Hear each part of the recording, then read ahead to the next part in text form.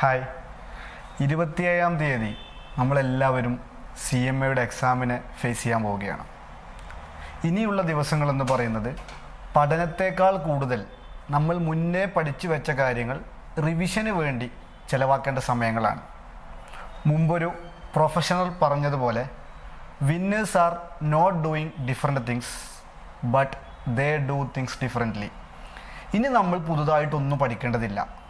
നമ്മൾ പഠിച്ചത് മാത്രമേ അതല്ലെങ്കിൽ നമ്മൾ പഠിച്ചത് മാത്രം എക്സാമിന് വേണ്ടിയിട്ട് സഫീഷ്യൻ്റാണ്. ഇനിയുള്ള ദിവസങ്ങളെന്ന് പറയുന്നത് സമയങ്ങളെ, അതായത് മണിക്കൂറുകളെ സാധിക്കുമെങ്കിൽ മിനിറ്റുകളെ നമ്മൾ ഷെഡ്യൂൾ ചെയ്തുകൊണ്ട് പഠിക്കേണ്ട, അതല്ലെങ്കിൽ റിവൈസ് ചെയ്യേണ്ട സമയങ്ങളാണ്.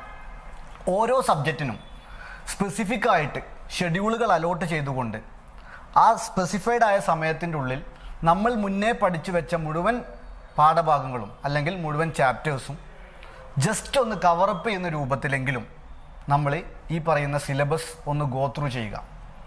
എക്സാം പോയിൻ്റ് ഓഫ് വ്യൂവിലും നമ്മുടെ മെമ്മറി റീകാളിംഗ് പോയിൻ്റ് ഓഫ് വ്യൂവിലും അത് എക്സാമിൻ്റെ 3 മണിക്കൂറിൽ നമുക്ക് വളരെയധികം ഗുണം ചെയ്യുമെന്നുള്ള കാര്യത്തിൽ തർക്കമില്ല. നമ്മൾ അറ്റൻഡ് ചെയ്യാൻ പോകുന്ന ഗ്രൂപ്പുകൾ, അതല്ലെങ്കിൽ ബോത്ത് ഗ്രൂപ്പ് അറ്റൻഡ് ചെയ്യുന്ന ആളുകൾ, അതാരോ ആയിക്കോട്ടെ, നമുക്ക് പഠിക്കാനുള്ള സിലബസ് വളരെ വ്യക്തമായി നമുക്കറിയാം. എവിടെയാണ് കൂടുതൽ വെയിറ്റേജ് വരുന്നത്, എവിടെയാണ് നമുക്ക് കൂടുതൽ മാർക്ക് സ്കോറിംഗ് ഉള്ളത്, എവിടെയാണ് നമുക്ക് കൂടുതൽ വീക്ക് പോയിന്റുകൾ ഉള്ളത്. എല്ലാത്തിലും ഉപരി നമ്മളെ മൈൻഡിനെ കൂടി ഇതിലേക്ക് പാകപ്പെടുത്തുക എന്നുള്ള ഒരു സാഹചര്യം കൂടി ഇതിൽ നമുക്ക് നേരിടേണ്ടതുണ്ട്.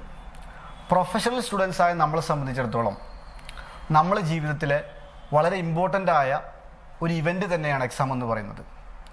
അതിനെ പ്രൊഫഷണൽ മാനറിൽ തന്നെ അപ്രോച്ച് ചെയ്യുക എന്നുള്ളത് കൂടി നമ്മുടെ ബാധ്യസ്ഥതയാണ്. കൂടുതലായിട്ട് പറയുകയല്ല, മൈൻഡിനെ വളരെ ഫ്രീ ആക്കിക്കൊണ്ട് നമ്മൾ എക്സാമിന് പ്രിപ്പയർ ചെയ്യുക. അതിനു വേണ്ടിയിട്ട് റിപ്പീറ്റഡ് ആയിട്ടുള്ള കാര്യങ്ങൾ, അതായത് നമ്മൾ പഠിച്ച കാര്യങ്ങൾ റിപ്പീറ്റഡ്ലി റിവൈൻഡ് ചെയ്യുക എന്നുള്ളത് മാത്രമാണ് നമുക്ക് ഇതിനു വേണ്ടി ഇനി ചെയ്യാനുള്ളത്. സിലബസിൽ നമ്മൾ ഇനി പുതുതായിട്ടൊന്നും പഠിക്കേണ്ടതില്ല. പകരം നമ്മൾ നേരത്തെ പഠിച്ചു വെച്ച പാഠഭാഗങ്ങൾ ഷാർപ്പൻ ചെയ്യാനുള്ള ദിവസങ്ങളാണ് ഇനിയുള്ള ദിവസങ്ങൾ. അതോടൊപ്പം പ്രൊഫഷണൽ സ്റ്റുഡൻസായ നമ്മളെ സംബന്ധിച്ചിടത്തോളം അപ്ഡേറ്റഡ് ആയിരിക്കുക എന്നുള്ളൊരു കർത്തവ്യം കൂടിയുണ്ട്. അമെൻമെൻറ്റ് തുടർച്ചയായി വരുന്ന കമ്പനീസ് ആക്ടിൻ്റെ ഭാഗങ്ങൾ, DT, IDT തുടങ്ങിയ വിഷയങ്ങളിൽ അപ് ടു ഡേറ്റ് ആയിരിക്കുക എന്നുള്ളത് കൂടി നമ്മുടെ ബാധ്യസ്ഥതയാണ്. ഇതിനു വേണ്ടിയിട്ട് നേരത്തെ പ്രിപ്പയർ ചെയ്യപ്പെട്ടിട്ടുള്ള ഒരു അമെൻമെൻറ്റ് സീരീസ്, എസ്പെഷ്യലി IDTക്ക് വേണ്ടിയിട്ട് ഓൾറെഡി പ്രിപ്പയർ ചെയ്തിട്ടുണ്ട്.